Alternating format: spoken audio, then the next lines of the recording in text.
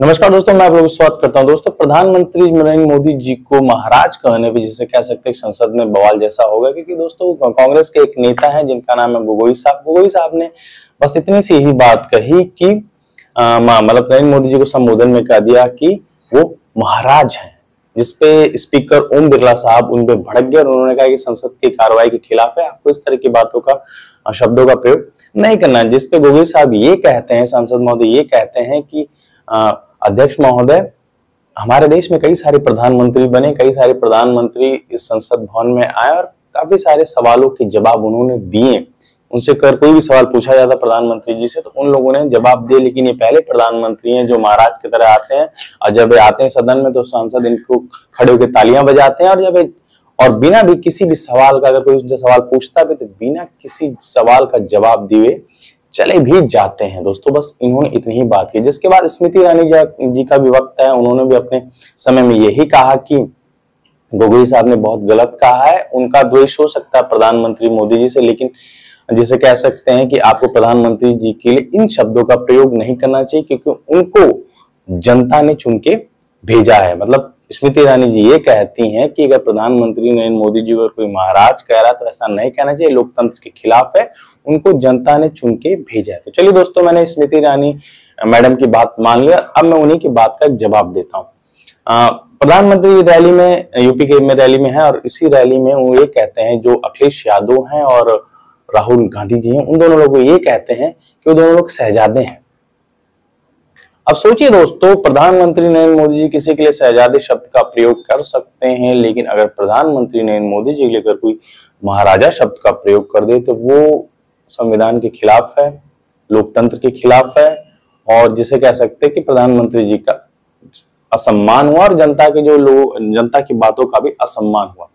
क्योंकि दोस्तों, अगर जनता प्रधानमंत्री जी को चुन के वहां भेजती है संसद में, तो राहुल गांधी और अखिलेश यादव को भी तो जनता ही चुन के भेजती है ना, कोई और तो चुन के भेजता नहीं है। ये तो सीधी सी बात हो गई ना।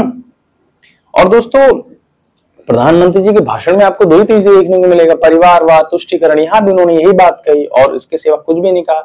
यूपी की रैली में प्रधानमंत्री बस इतना कहा कि दो शहजादों की पिक्चर चल रही है, जो फ्लॉप होने वाली, जो चलने वाली नहीं है, जो चलने वाली नहीं। उन्होंने कहा कि तुष्टीकरण की राजनीति करते हैं लोग, परिवारवाद की राजनीति करते हैं, भ्रष्टाचार करते हैं लोग। और इन्होंने ये कहा, प्रधानमंत्री जी मतलब ये सब बात कहने के बाद वही फिर मुद्दे पे आ गए कि ये जो विपक्ष के लोग हैं ये सनातन के खिलाफ हैं, धर्म के खिलाफ हैं और कुल मिला जुला के ये कह सकते हैं ये लोग देश के खिलाफ है। प्रधानमंत्री जी की ये बोल है, मेरे बोल नहीं है। भाइयों बहनों, भाजपा सरकार के इन प्रयासों के बीच यूपी में एक बार फिर दो शहजादों की जोड़ी, उनकी फिल्म का शूटिंग चल रहा है आजकल।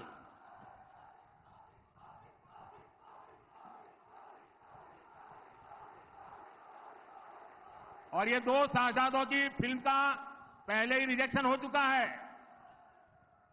हर बार ये लोग परिवारवाद, भ्रष्टाचार और तुष्टीकरण की टोकरी उठाकर यूपी की जनता से वोट मांगने निकल पड़ते हैं। अपने इस अभियान में ये लोग हमारी आस्था पर हमला करने का कोई मौका नहीं छोड़ते। तो रैली में प्रधानमंत्री जी इस तरह की बातों का प्रयोग करते हैं कि शहजादा कह सकते हैं, उनको अगर उन्हीं को कोई महाराज कहते उसके खिलाफ हो जाए। जिसके बाद जिसे कह सकते हैं कि राहुल गांधी और अखिलेश यादव का भी बयान है। अखिलेश यादव ने खुलेआम कह दिया, जिसे कह सकते हैं कि अमरोहा से, पश्चिमी यूपी से, कि हमारी पिक्चर तो सुपर हिट चल रही है, जिसे कह सकते हैं लोग उनको देखने के लिए आ रहे हैं, हाउसफुल चल रही है और हमारी पिक्चर अच्छी है, सही है। लेकिन अगर प्रधानमंत्री जी की पिक्चर की बात करें तो वही घिसे पिटे डायलॉग, वही घिसी पिटी बातें लोगों ने पूरी तरह से रिजेक्ट कर दिया था। सोचिए दोस्तों, चुनाव में पिक्चर वाली काम चले, प्रधानमंत्री जी कह रहे हैं फ्लॉप, इधर से विपक्ष के नेता कह रहे हैं सुपर हिट। मतलब सोचिए दोस्तों, मतलब क्या ही चल रहा है। और दोस्तों, चुनाव आयोग तो पूरा सोया ही हुआ है, ये तो छुपा नहीं है ना। चुनाव आयोग तो बाकायदे सोया हुआ है, क्योंकि राम मंदिर पे वोट मांगे जा रहे हैं, कोई फोटो लेके खड़ा है, कोई कह रहा है कि काशी जाएंगे, कोई कह रहा है कि कमल का बटन आप दबाएंगे तो ही आप जिसे कह सकते हैं राम मंदिर तक जा सकते हैं। मतलब कुल मिला जुला के आप ये कह सकते हैं कि चुनाव आयोग की जो गाइडलाइंस है, जिन्होंने ये किया था कि जाति धर्म के नाम पे आप वोट नहीं मांग सकते हैं, लेकिन अगर बात किया जाए तो इस चुनाव में बहुत अधिक लेवल पे हो रहा है। अब दोस्तों, ये सोचने वाली बात है, अगर कहीं प्रधानमंत्री नरेंद्र मोदी जी के सिवा कोई और विपक्ष का नेता होता या कोई और भी नेता होता तो क्या वो भी इस तरह से खुल के धर्म की राजनीति कर पाता, धर्म के नाम पे वोट मांग पाता?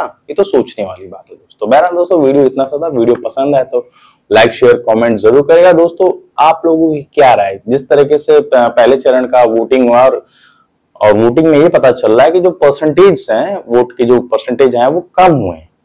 अब इसके कारण लोग बता रहे हैं कि गर्मी की वजह से वोट लोग देने नहीं आए, लेकिन क्या दोस्तों सचमुच ही गर्मी का कारण है कि वोट देने लोग नहीं आए कि कोई और कारण है? इसका जवाब आप लोग कमेंट के माध्यम से जरूर दीजिएगा। मिलते हैं आप लोगों से नेक्स्ट वीडियो में, तब तक के लिए टाटा, गुड बाय, जय हिंद।